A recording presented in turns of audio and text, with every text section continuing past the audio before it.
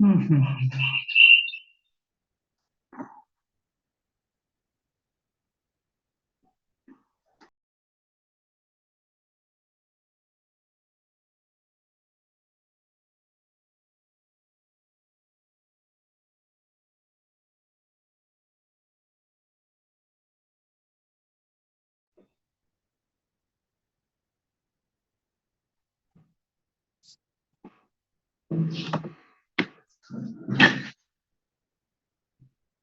Bueno, hola gente, ¿qué tal? Muy buenos días. ¿Me escuchan bien? ¿Me ven bien? ¿Me reciben bien?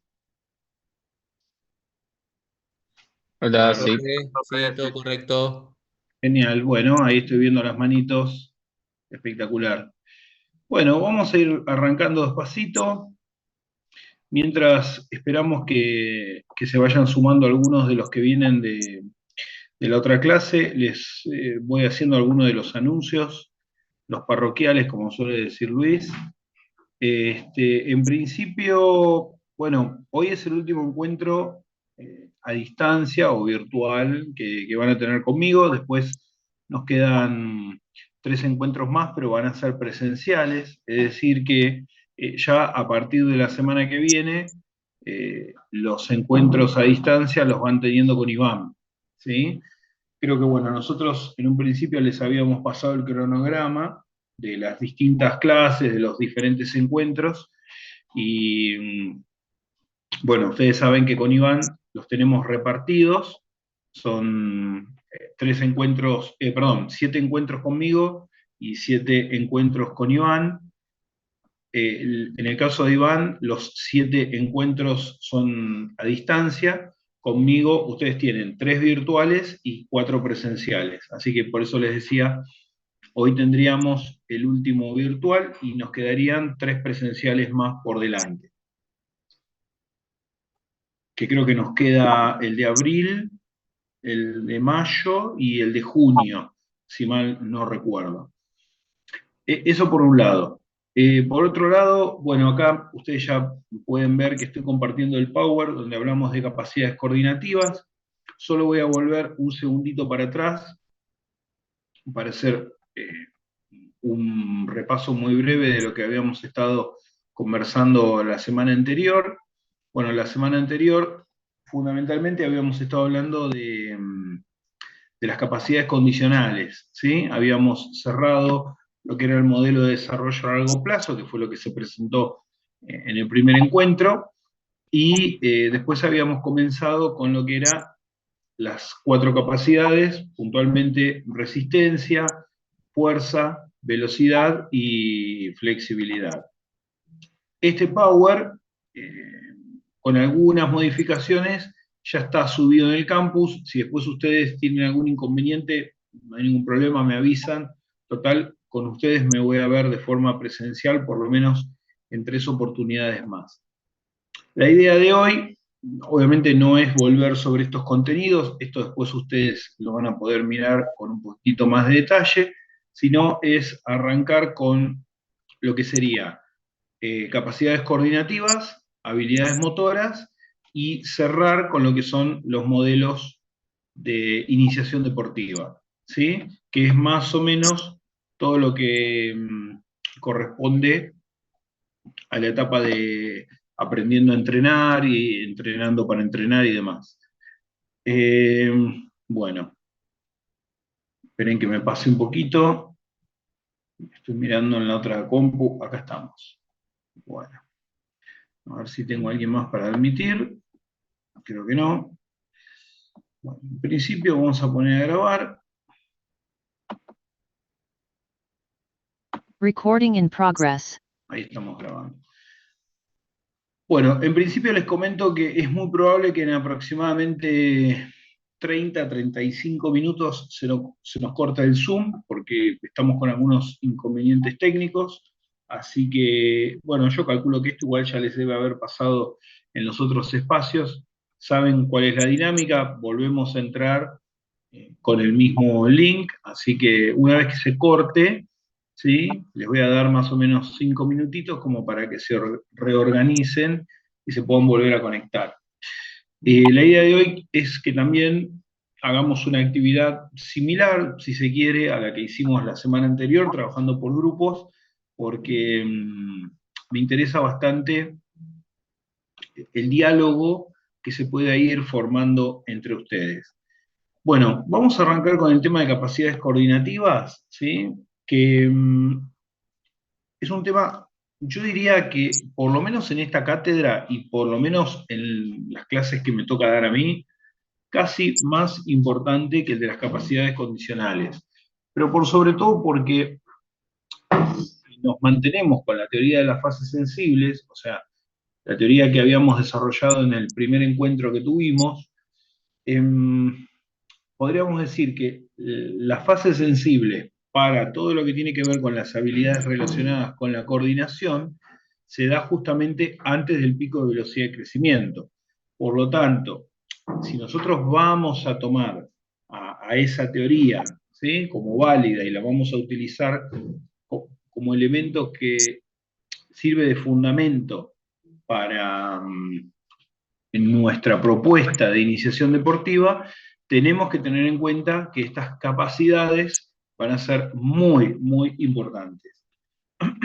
Bueno, fíjense que ustedes acá tienen algunas definiciones, por ejemplo de Hertz, por ejemplo de Frey, que son tal vez las más conocidas. Ahora después igual voy a avanzar en otras definiciones y en otras clasificaciones, y también vamos a ver fundamentalmente de dónde salen, ¿sí? Estas capacidades, como ustedes sabrán, si no se los comento, son capacidades que dependen pura y exclusivamente del sistema nervioso, tanto central como periférico. Por eso se las suele separar de las capacidades condicionales que se desarrollan más o que se relacionan más con procesos energéticos y, bueno, obviamente que también tienen que ver con el sistema muscular, pero fundamentalmente la diferenciación está en que en estas se apoyan mucho en lo que es el sistema nervioso central, mientras que las otras hacen hincapié en los sistemas de producción de energía o algunas propiedades musculares. Estas capacidades, como vamos a ver en la siguiente diapo, esperen que ahí, a ver si estamos.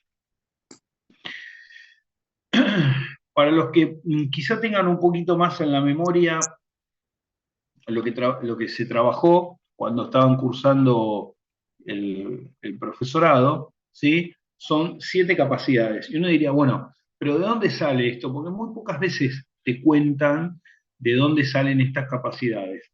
Bueno, estas capacidades salen fundamentalmente de la obra Teoría del Movimiento, que más de uno tal vez la haya leído. Es como uno de los libros que conforman la biblioteca básica del profesor de educación física, ¿sí? Un libro que ya tiene bastantes años, hace un poquito fue reeditado por Editorial Stadium, no es un libro caro, pero de todas formas ustedes a ese libro lo tienen dentro del material que yo les subí en el campus, ¿sí? Bueno, en el libro Teoría del Movimiento, Schnabel, junto con otros dos autores que son Meinel y Krog, presentan sus 7 capacidades coordinativas. No van a ser los únicos autores que presentan una clasificación de capacidades coordinativas, esto hay que aclararlo, ¿sí? Porque si no pareciera que hay una suerte de consenso mundial. Lo que sucede es que de alguna manera esta fue la clasificación que perduró más en el tiempo, ¿sí? Hubo otros intentos, pero bueno, la clasificación de Meilen, Schnabel y Krog, que aparece en Teoría del Movimiento, fue la que con los años fue como consolidándose y convirtiéndose en el estándar. Ahí tienen las famosas 7 capacidades, ¿sí? Pueden ir leyendo, pueden ir recordando, haciendo memoria de los nombres y sus definiciones, pueden incluso ir pensando de qué manera esto se trabajaría en su deporte.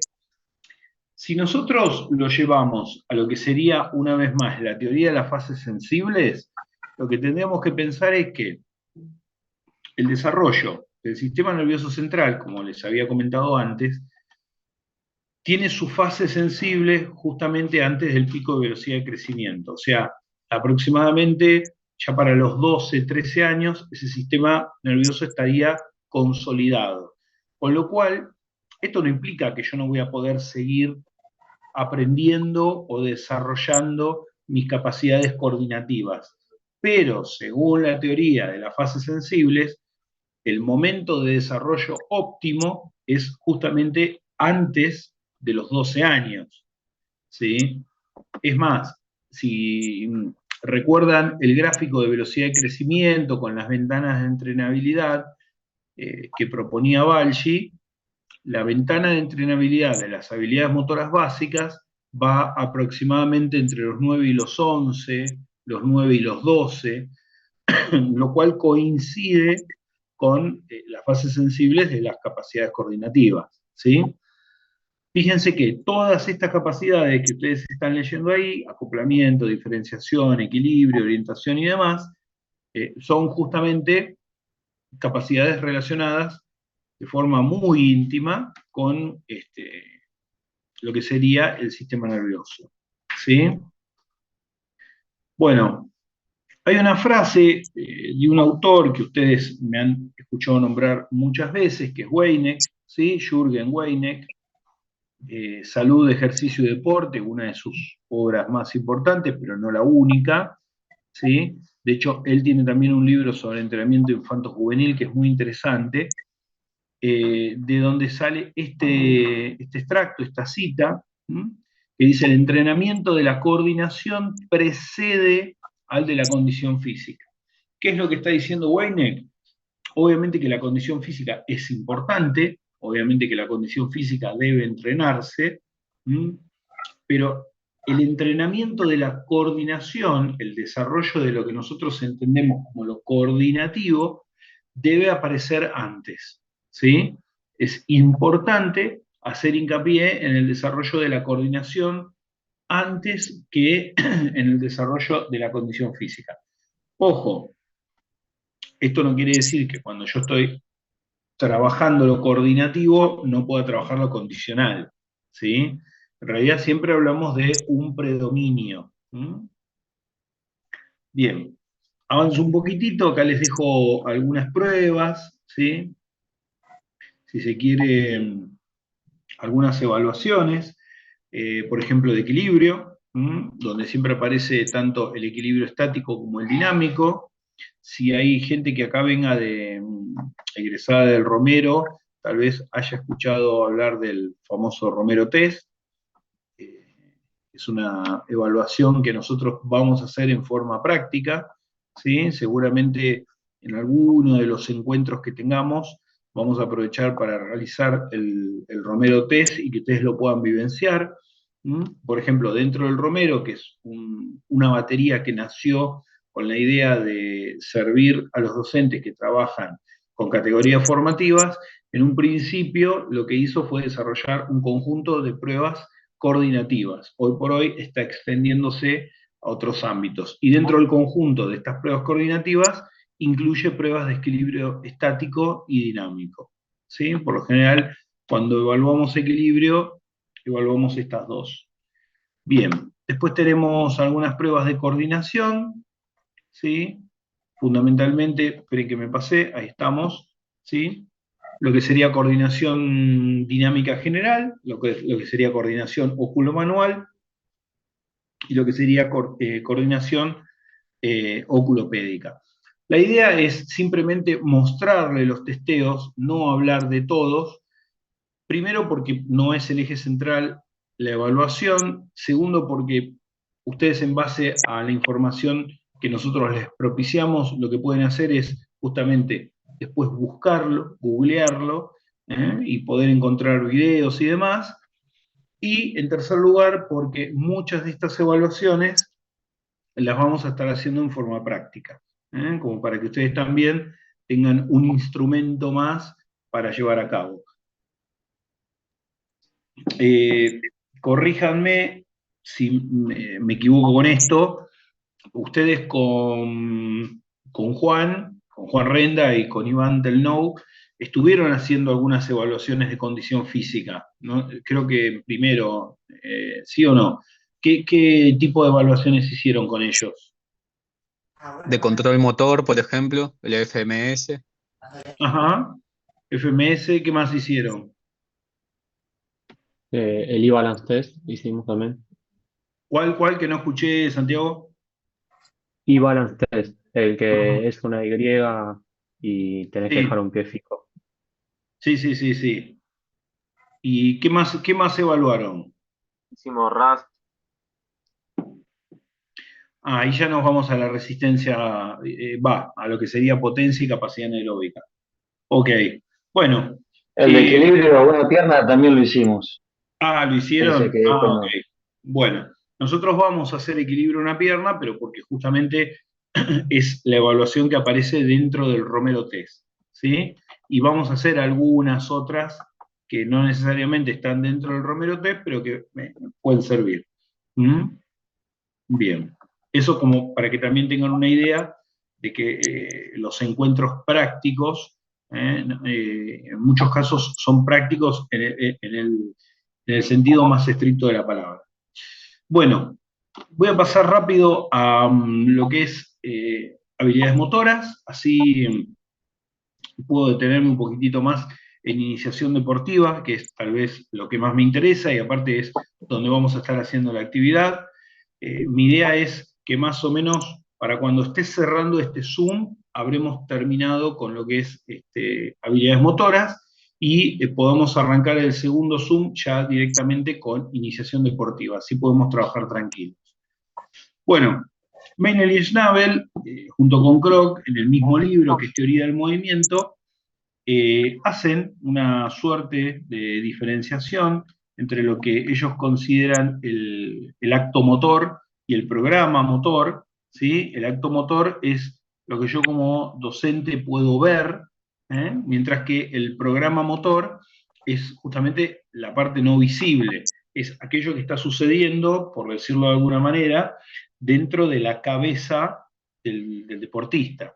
¿Sí? Yo no puedo ver su conjunto de instrucciones motoras.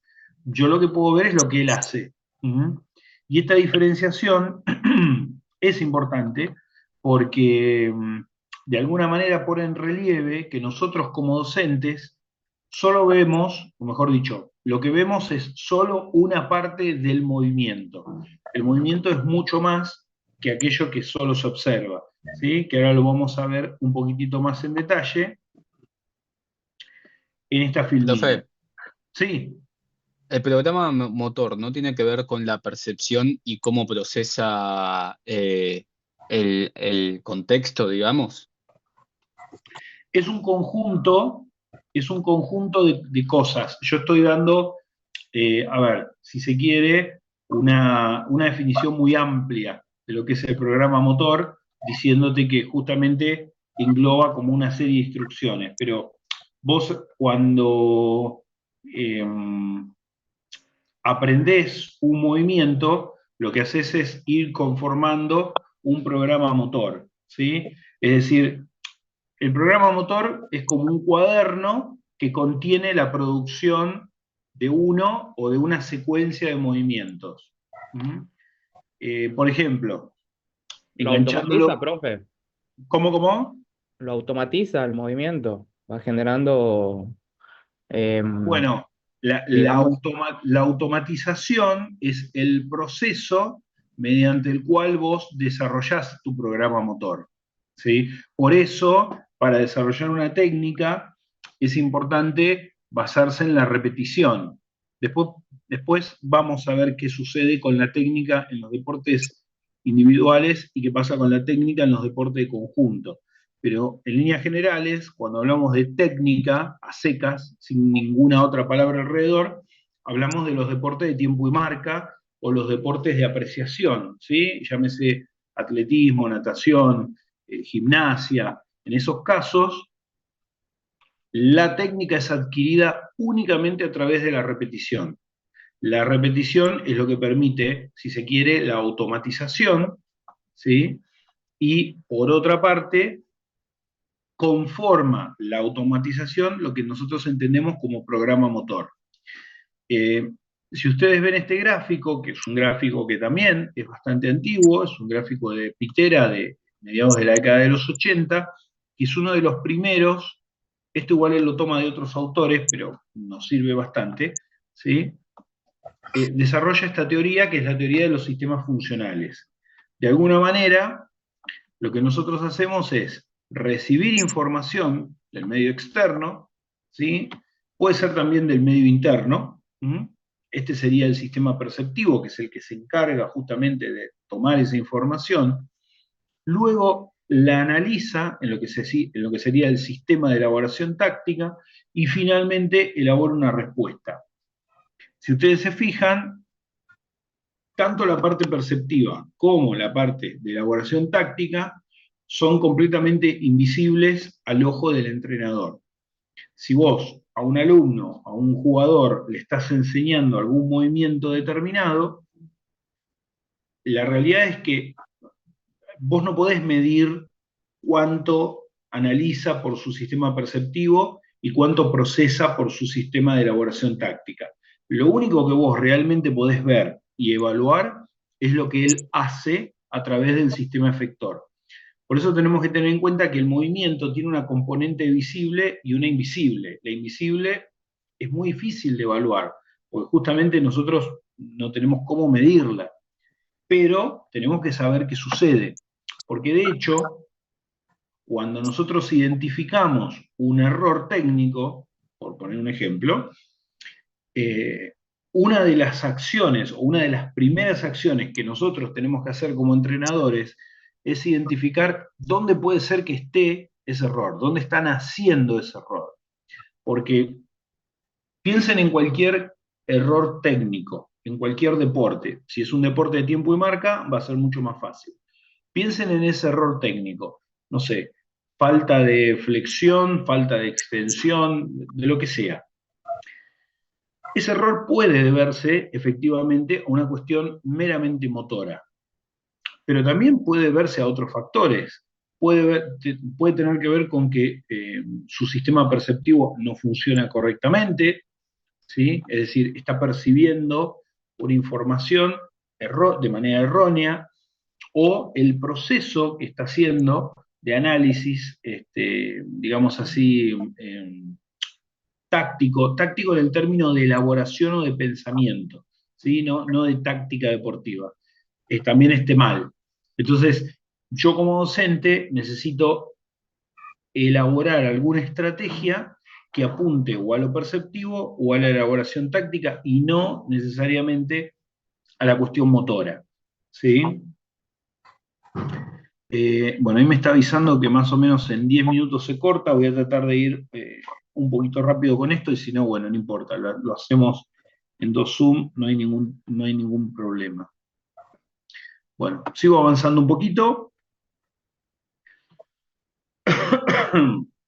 Antes de llegar a lo que nosotros conocemos como clasificación de las habilidades motoras, ¿sí? La famosa clasificación que más utilizamos, ¿sí? Tenemos que saber que en realidad no es la única clasificación que existe, sino que hay muchas clasificaciones dando vuelta, algunas que son bastante antiguas, otras que se han reformulado, otras que las usamos sin saber que son una clasificación de habilidades motoras, ¿sí? Por ejemplo, la clasificación de Poulton, que es una clasificación que aparece en muchos lugares, ¿sí? Para nosotros es bastante conocida, quizás no sabíamos de dónde venía o de cuándo era, ¿sí? Pero todos más o menos tenemos una idea de que es una habilidad abierta y una habilidad cerrada, ¿sí? Por lo general, en las habilidades cerradas, lo que hay es una técnica que se repite, que trata de acercarse lo más posible al modelo de perfección técnica que tiene economía de esfuerzo, mientras que las habilidades abiertas son técnicas que se realizan con o en adaptación al contexto o al medio. Es decir, en una habilidad cerrada, prácticamente al estar todos los elementos del contexto controlados, yo simplemente me tengo que limitar a ejecutarla de la mejor manera posible.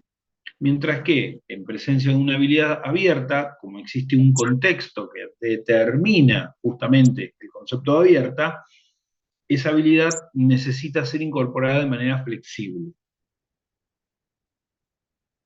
Otros autores prefieren hablar de una especie de continuum entre habilidades. Es decir, por ejemplo, para NAP no existen habilidades abiertas y cerradas.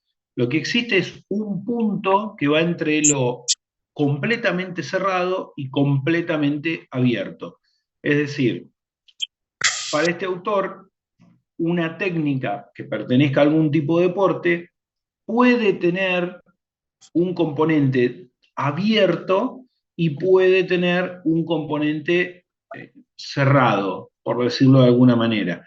O sea, no podríamos decir, según este autor, que una habilidad es meramente abierta o meramente cerrada, sino que deberíamos considerar que tiene un poco de ambas y que dependiendo del deporte, del contexto y otras características, va a virar más hacia la derecha o va a virar más hacia la izquierda. ¿Sí? Nada, es una propuesta que creo que es interesante. Bueno, otros autores, ¿sí? Kreinbaum y Battles, hablan de discretas, continuas y seriadas. Esto es lo que nosotros podríamos identificar como, por ejemplo, en el caso de las discretas, los lanzamientos o los saltos, o sea, básicamente las pruebas de campo, técnicas deportivas donde yo pude identificar el inicio y el final. Mientras que las continuas serían aquellas donde, bueno, justamente ese principio y ese final no se puede identificar. Este sería el ejemplo de las carreras del atletismo, ¿sí? ¿Dónde determino yo dónde está el principio de la técnica? Es en el apoyo de la pierna de adelante, en la fase de vuelo, en la fase de doble apoyo. A los efectos del análisis, el principio y el final de la técnica puede aparecer donde yo quiera. Y en el caso de las seriadas, serían, por ejemplo, lo que vemos en la gimnasia, ¿no? 2 o 3 técnicas discretas que se unen. Qué sé yo, una carrera con un salto, por ejemplo, sería una habilidad seriada. Bueno, y finalmente, todavía me queda una más. Acá Smith agrega, ¿sí?, la cuestión de las habilidades cognitivas, algo que va a ser muy importante en los deportes de situación. En los deportes de tiempo y marca, este no es un elemento importante. Y no es un elemento importante básicamente porque en los deportes de tiempo y marca casi no hay un elemento táctico, o si se quiere es despreciable, ¿sí? Bueno, y esta es la clasificación que más conocemos, ¿sí? La clasificación, si se quiere, estandarizada, la que todos manejamos, ¿sí? Fundamentalmente en la categoría habilidad motora básica y habilidad motora específica. Algunos manejamos estos dos y desconocemos lo que sería la habilidad motora rudimentaria y lo que sería la habilidad motora especializada. En estos 3 minutos que nos quedan, vamos a hacer, si se quiere, una presentación. Después voy a avanzar en el segundo Zoom un poquitito más, ¿sí? Si ustedes se fijan, en este caso lo que hace la autora es una propuesta que se basa fundamentalmente en el nivel de complejidad, ¿sí? Entonces, en la base de la pirámide tengo las más simples, que serían las habilidades motoras rudimentarias, hasta finalmente llegar a las especializadas. En el caso de las rudimentarias, donde no me quiero extender demasiado, porque prácticamente se dan durante los primeros 2-3 años de vida y no mucho más, ¿sí? Encontramos todas las habilidades relacionadas con los procesos de bipedestación, ¿sí? Que ya se dan cerca del primer año de vida, cuando el niño puede empezar a caminar, las habilidades que se relacionan con la motricidad de la mano, y finalmente todo lo que tenga que ver con la motricidad general, que en este caso entrarían todos los procesos cognitivos que influyen en la coordinación, pero que no tienen que ver ni con la bipedestación ni con la motricidad de la mano.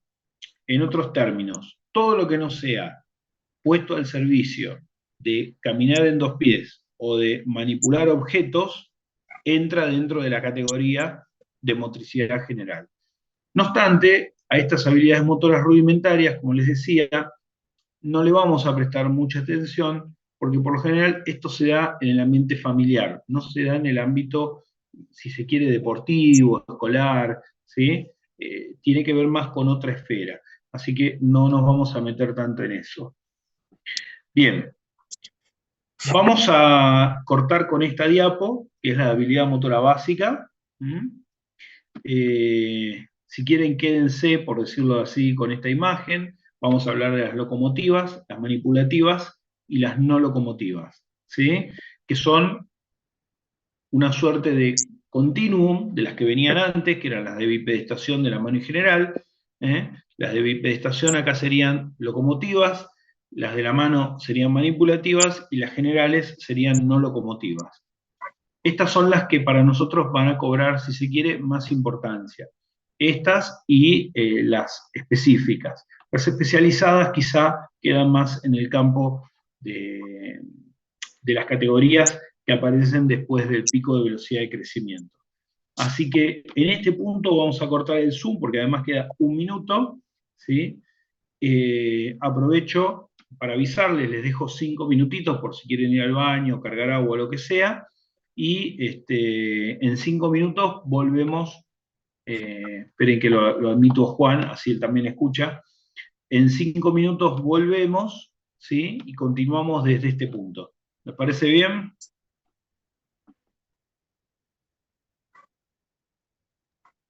Sí. Manipulativas, algunas: lanzar, atrapar, prensar, manipular y apoyar, y dentro de las no locomotivas, que son todas las que no entran en las 2 categorías precedentes, bueno, ahí vemos algunas también, ¿no? Esquivar, saltar, trepar, reptar, suspender, balancear, girar, en fin.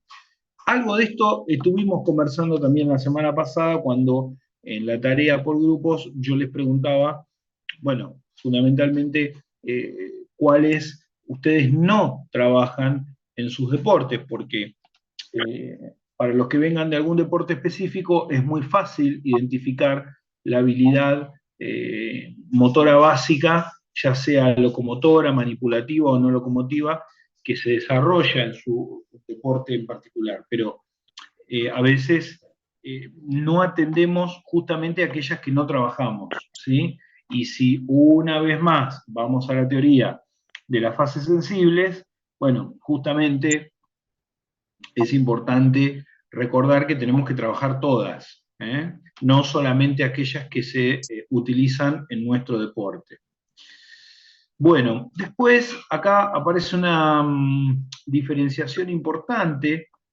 Por lo general, lo que suele entenderse como habilidad motora específica está relacionado con, por ejemplo, un gesto deportivo o en algunos casos con encadenar dos habilidades motoras básicas. Esto en realidad no es tan así, sobre todo en el primer caso, ¿sí? Si nosotros vamos a la definición que da justamente Sevi en el libro, lo que nosotros vemos, ahí está. Lo que nosotros vemos es que para esta autora, la cuestión en relación a que una habilidad motora específica sea justamente específica, tiene que ver con estas tres condicionantes, que son el modo de ejecución, los nexos y los usos en situación. Ahora lo vamos a explicar como para que se entienda. Es decir, en el caso de la habilidad motora básica queda bastante claro porque la identifico sin más. En el caso de la habilidad motora específica, para que sea específica, tiene que cumplir alguna de estas cuestiones que estamos viendo a continuación, ¿sí? Que son el modo de ejecución, esta es la primera, ¿sí? Por ejemplo, en el caso del correr, cuando nosotros vemos que hay un cambio sustancial en la técnica, ¿sí? Y obviamente la puede llegar a realizar con mayor economía de esfuerzo, nosotros ahí podríamos estar hablando de que ya se ha transformado, ha dejado de ser una habilidad motora básica para pasar a ser una habilidad motora específica, ¿sí? Por ejemplo, no sé, si hablamos de acompañar, en el caso de la carrera, ¿no? Acompañar con los brazos de forma alternada con los pies, pero hacerlo obviamente de una forma óptima, o mantener cierta frecuencia de pasos y que esta frecuencia no sea intermitente. Bueno, cuando empiezan a corregirse ciertas cuestiones técnicas, podemos hablar de que hay un paso de una básica a una específica. Vamos a ver algunos otros ejemplos. Acá, por ejemplo, en el caso de saltar y golpear, ¿sí? Y puntualmente en el caso de los nexos. En el caso anterior hablábamos del modo de ejecución, acá estamos hablando del nexo, ¿sí? Por ejemplo, saltar antes de que llegue a la pelota, o sea, poder anticiparme a la acción del golpe, por eso tengo salto antes, ¿sí? Justamente para que pueda darle tiempo a mi cuerpo para que se acomode. O incluso poder identificar cuál es el punto más alto de la trayectoria del balón para justamente saltar en el tiempo adecuado e impactar a la pelota en el momento adecuado. Cuando nosotros vemos que el alumno consigue hacer esto, podemos hablar de una habilidad motora específica. Vamos a poner el ejemplo opuesto. Cuando está en el proceso del aprendizaje, de poder identificar el punto más alto de la trayectoria o el momento adecuado para realizar el salto, todavía podríamos decir que es una habilidad motora básica. Cuando consigue establecer un nexo entre el salto y el golpe, ahí yo puedo hablar de una habilidad motora específica. Y en el caso del uso en situación, refiere a cuando utiliza una técnica específica en el momento adecuado. Por ejemplo, un lanzamiento suspendido en handball tiene sentido cuando yo estoy a cierta distancia del arco, 6 metros, 8 metros, 9 metros, 10 metros, pero no tiene mucho sentido hacer un lanzamiento suspendido si mi arquero me acaba de pasar la pelota y yo estoy en mi línea de 6. Entonces, bueno, en ese caso yo podría decir que cuando el alumno aprende en qué momento, en qué situación de juego debe aplicar la técnica, ahí yo puedo hablar también de que hay un pasaje de una situación a la otra, ¿sí? Con la gente en espera, bueno, hay que esperar, es la definición de espera, ¿sí? O sea, están en sala de espera hasta que yo le pueda dar el ingreso. Yo voy viendo a la gente que está en espera, pero bueno, a veces prefiero no distraerme cortando la explicación. Así que, bueno, no hay problema con eso, les voy dando acceso en la medida que puedo. Gracias igual. Bien, y después tenemos lo que serían las habilidades motoras especializadas, que esta, si se quiere, en parte es un poco lo que a veces confunde lo que es una habilidad motora específica con lo que es una habilidad motora especializada. Las técnicas deportivas, un lanzamiento de jabalina, un bateo en béisbol o una patada de crawl, son habilidades motoras especializadas. ¿Por qué? Porque derivan en técnicas deportivas, ¿sí? Es decir, son movimientos asociados directamente a un deporte. En ese caso, podemos hablar de dos tipos de habilidades motoras especializadas, que serían las abiertas y las cerradas. En el caso de las abiertas, son las que vemos fundamentalmente en los deportes de situación, y en el caso de las cerradas, son las que vemos en los deportes de tiempo y marca. Ahí, si quieren, estamos yendo un poco en dirección a una de las clasificaciones que habíamos visto en uno de los autores. Bueno, acá tiene una suerte de resumen, ¿sí? Que va a presentar la autora. Esperen que se me abrió, ahí estamos. Donde compara, de alguna forma, los diferentes tipos o las diferentes clasificaciones que tenemos de habilidades motoras, ¿sí? Fíjense en la primera columna, las motoras rudimentarias, proceso de bipedestación, motricidad de la mano y motricidad general. En la segunda columna, habilidades motoras básicas, ¿sí? En el caso de las específicas, prácticamente no se integran nuevas habilidades, y la especificación, la especificación viene por el medio de ejecución, el encuentro de nexo entre habilidades y el uso en situación. Bien, y finalmente las habilidades motoras especializadas, como les había dicho antes, que eran básicamente producto del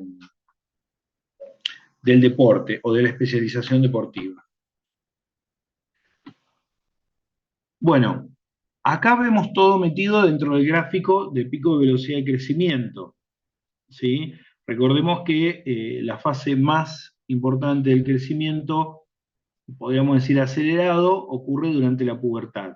Esta fase, que produce un aumento rápido de peso y de altura, lo vemos más o menos alrededor de los 12 años en las chicas, 14 años en los chicos, ¿sí? Y habíamos aclarado en encuentros anteriores que antes de este pico de velocidad de crecimiento, bueno, prácticamente no había diferencias importantes entre ambos sexos. En este gráfico puntual vamos a poner atención en la ventana de entrenabilidad de skills, ¿sí? Fíjense que en el caso de las chicas está más o menos entre los 8 y los 11, ¿sí? En el caso de los chicos, más o menos entre los 8 y los 12, se extiende un poquitito más, ¿sí? Esto sería, o esto nos indicaría, una etapa ideal para el desarrollo de la agilidad, el equilibrio, la coordinación, bueno, obviamente el salto, el lanzamiento, la recepción, la conducción, todas las habilidades que están asociadas con el deporte. Tenemos que hacer una salvedad con respecto a lo que es la técnica, porque yo recién nombré algunas que pertenecen a lo que serían los deportes abiertos, como la recepción y la conducción. Recordemos que, como bien habíamos mencionado antes, en los deportes de tiempo y marca, la técnica básicamente se aprende en base a la repetición, ¿sí? Pero claro, son técnicas cerradas, mientras que las técnicas abiertas son aquellas que se dan en los deportes de situación, donde si bien la repetición en términos de poder adquirir el gesto técnico es importante, también es importante recordar que esa repetición debe ofrecer cierto grado de flexibilidad, porque el problema es que en los deportes de situación la técnica nunca se expresa de forma pura. Nosotros no vemos un pase, una recepción, un remate, un lanzamiento al arco o un lanzamiento a la canasta, como lo vemos en un libro que hace una descripción de un gesto técnico, sino que en realidad lo que vemos es un jugador que trata de llevar a cabo una acción de juego dentro de un contexto. Ese contexto viene determinado por sus compañeros, viene determinado por la oposición, bueno, en fin, por un montón de cuestiones que están dando vueltas, que claramente van a tener algún tipo de influencia en la ejecución motora. Y obviamente hay que tenerlo en cuenta, ¿sí? En ese caso, lo que se propone, por decirlo de alguna forma, es que el trabajo de la técnica en los deportes de situación presente cierto grado de flexibilidad. ¿Cómo se consigue esto? Bueno, el trabajo técnico puro, lo que serían los trabajos analíticos, deben ocupar la primera fase del aprendizaje, pero además debe ser una fase muy breve, e inmediatamente es necesario incluir a la oposición, ¿sí? Esa oposición no necesariamente tiene que ser una oposición completa, puede ser una oposición restringida, es decir, una oposición que tenga ciertos limitantes. Por ejemplo, solo molestar, por ejemplo, no robar la pelota, ¿sí? Pero es necesario que la técnica en los deportes de situación se trabaje con oposición lo antes posible. ¿Mm? No sirve el trabajo de la técnica en los deportes de situación si no existe oposición. Bien, avanzo un poquitito.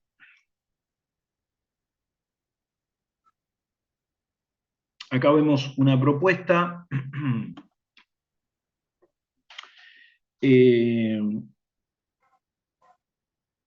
que podríamos decir que de alguna forma retoma la cuestión de las fases sensibles y busca ligarla a los diferentes niveles, ¿sí? La propuesta inicial, primaria y secundaria es una propuesta que está básicamente para que les sirva también a ustedes de guía, ¿sí?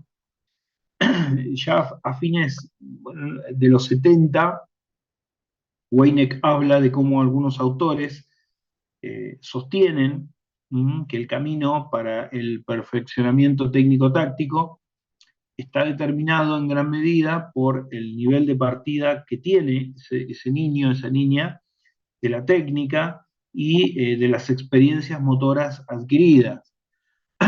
Es decir, que es probable ver cómo los alumnos mejor entrenados en el aspecto coordinativo aprenden la ejecución técnica deportiva correcta con mayor velocidad que aquellos que disponen de un repertorio de movimientos escasos y por lo tanto de una base coordinativa limitada.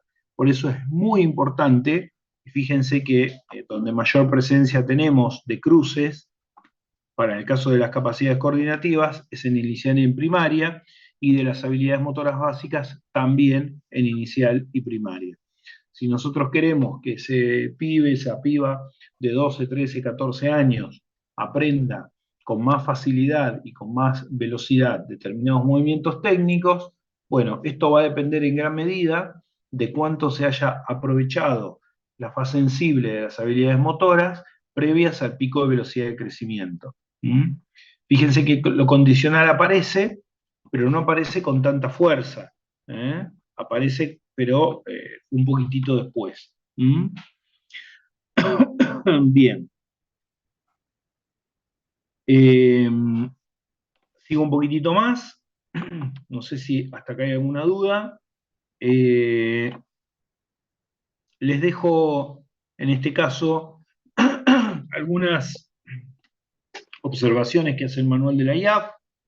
con respecto a observaciones para el entrenador, que tienen que ver, si se quiere, con una cuestión pedagógica, ¿sí? Practicar dentro de las limitaciones del niño, dar oportunidad amplia a una gran variedad de experiencias, enseñar de forma sencilla, bueno, algunos principios orientadores, explicar con claridad y sencillez, demostrar y sugerir varias formas de conseguirlo, dar tiempo suficiente para practicar y tener paciencia y corregir los errores. Esto está dentro del manual, después este material también lo tienen. No solo es útil para los que trabajen en deportes de tiempo y marca, sino también para todos aquellos que trabajen en deportes de situación, porque, bueno, esto no está orientado solo para el atletismo. Cuando hablamos, por ejemplo, de desarrollar formas básicas de movimiento antes que habilidades especiales, tiene todo el sentido del mundo, ¿sí? No tiene prácticamente ningún sentido trabajar sobre la especialización cuando todavía los movimientos de base no aparecen. Bien, lo de la tarea lo voy a pasar fundamentalmente porque es el power de la semana anterior. Ahora quiero compartir el siguiente, que es con lo que quiero cerrar hoy. Así que este ya lo cerramos. Vamos con este último.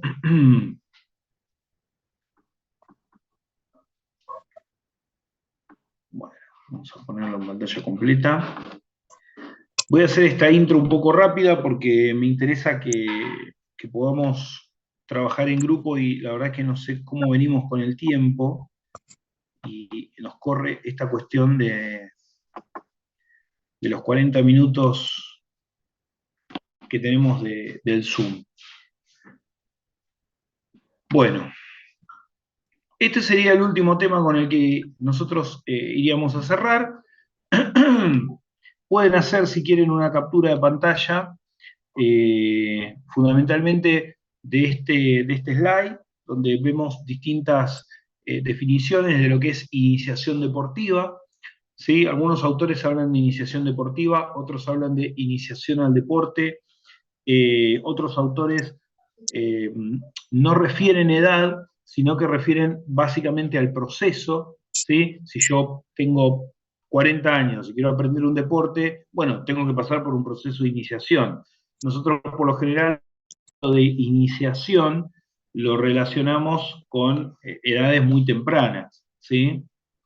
Después tenemos otra diapositiva que la van a necesitar, que es un trabajo de Contreras, muy utilizado, muy citado dentro del resto de la bibliografía, que nos habla de 3 perspectivas de abordaje cuando hablamos de la iniciación deportiva.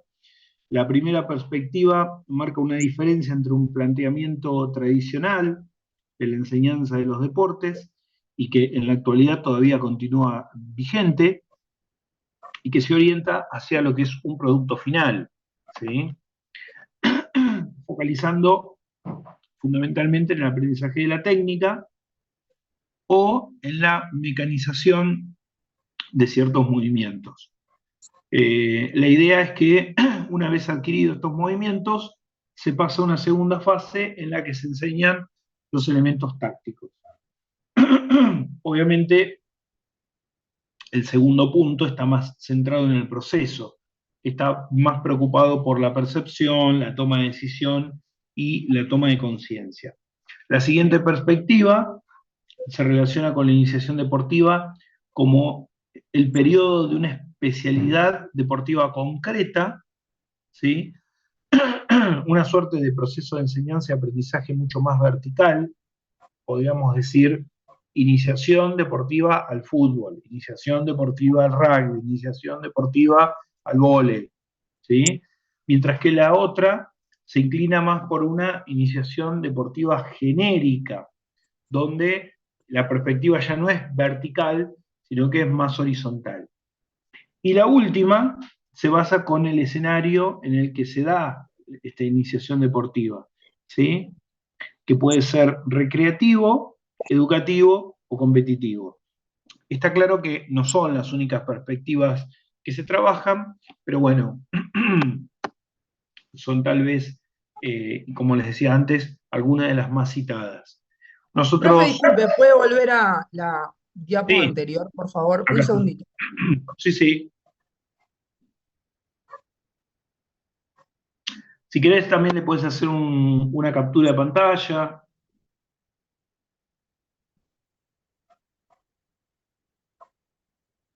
Bien, ¿puedo pasar? Genial. Bueno, algunas cuestiones que nos deja Velázquez Sánchez. Rescata la cuestión de la socialización, habla de un proceso de enseñanza-aprendizaje, ¿sí?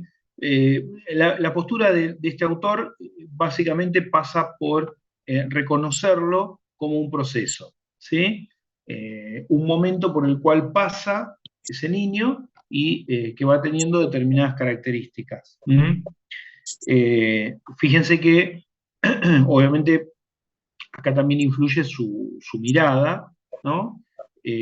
Cuando habla, por ejemplo, de la integración, de la obligación social, bueno, cuestiones que ya Weineck, mucho tiempo antes, nos venía contando.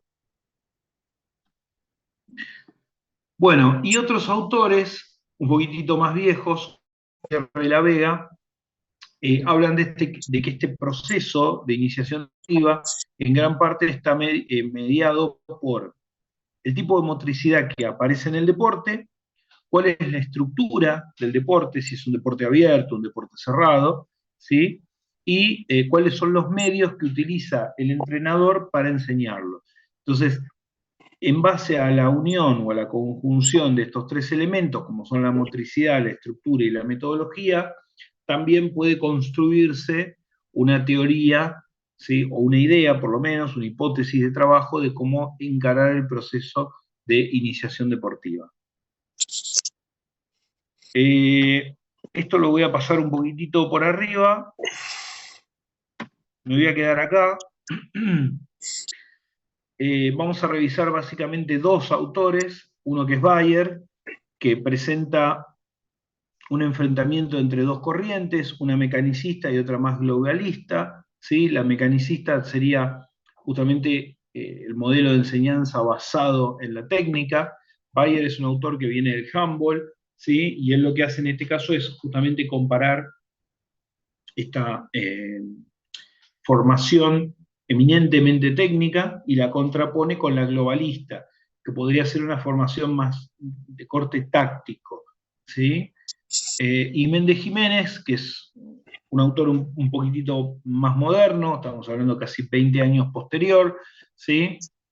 Que prefiere hablar de modelos técnicos o tradicionales, donde prima la repetición de ejercicios aislados, donde la técnica se trabaja dividiéndola por partes, de lo que serían los modelos alternativos, donde se trata de ir de lo general a lo particular, donde el juego o el juego reducido es el elemento más importante, ¿sí? Y donde también se tienen en cuenta aspectos como la cognición o la creatividad, que en los otros modelos, al ser tan basados en la ejecución técnica, ¿sí? Solo se quedan en esa última fase que habíamos hablado antes, que era el sistema efector.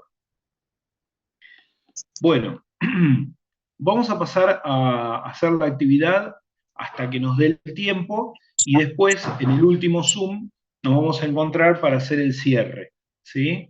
Les cuento cuál es la tarea, y después los voy a dividir en grupos, ¿sí? Para que lo conversen entre ustedes. Yo les había dicho que tengan en cuenta esas dos diapositivas que había mostrado, ¿sí? Porque, bueno, un poco estaba pensando en estas preguntas que iban a venir. La idea es que dialoguen entre ustedes, comentando, bueno, en principio, cuál de las definiciones planteadas les parece más cercana a su forma de pensar. Las definiciones eran estas que estaban acá, se las voy a mostrar, ¿sí? La de Tico Cami, Hernández Moreno, Uribe Pareja y Velázquez Sánchez, ¿sí? No para que ustedes coincidan al 100% con los autores, sino también para que ustedes se acostumbren a leer a los autores y los puedan citar. Entonces digan, bueno, mi definición o mi idea, si se quiere, de lo que es la iniciación deportiva coincide mucho más con la de tal autor, ¿sí? Un poco este es el ejercicio que se propone. ¿Cuál es la perspectiva que les resulta más útil para trabajar el concepto de iniciación deportiva? Cuando hablamos de perspectiva, hablamos de estas tres: la perspectiva metodológica, la que va en función del deporte, o la que está basada en el contexto o ámbito deportivo. ¿Cuál de estas tres les parece a ustedes que les resulta más útil? Y finalmente, ¿cuál es el modelo de iniciación deportiva que parece predominar en su deporte? Y acá podemos tomar la idea de Bayer o la idea de Méndez Jiménez, ¿sí? No quiero que los grupos trabajen y definan una, sino que quiero que charlen entre ustedes y cada uno diga, bueno, yo vengo de este deporte y en nuestro deporte pasa esto, y creo que en función de eso prefiero esta definición y otra perspectiva. Y así vayan contraponiendo argumentos entre todos, ¿sí? Después, seguramente cuando volvamos, la idea es que cada grupo cuente un poco qué fue lo que pasó, ¿sí? Entonces, yo voy a ir armando las salas.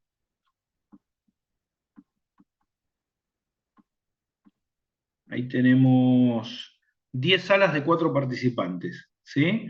Voy a ir creando las salas, voy a ir pasando por las distintas salas. Seguramente antes de que corte el Zoom volvamos, después hagamos una segunda pausa y finalmente cerremos la clase en el último Zoom. Cualquier duda con la consulta, con la tarea, me consultan. ¿Dale? Bueno, tenemos 10 minutos, así que charlamos un poquitito y retomamos.